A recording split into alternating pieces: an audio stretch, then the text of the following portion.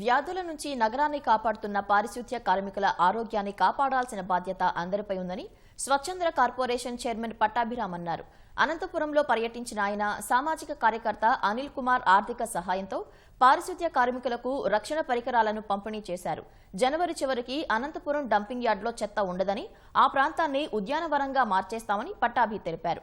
ఏ రోజు చెత్త ఆ రోజే ప్రాసెసింగ్ చేయడానికి 17 కోట్ల రూపాయలతో యంత్రం కొనుగోలు చేస్తామన్నారు. డోర్ టు డోర్ కలెక్షన్ వ్యవస్థను మెరుగుపరచడానికి 62 ఎలక్ట్రిక్ వాహనాలు అనంతపురం కార్పొరేషన్కి అతి త్వరలో రాబోతున్నాయి.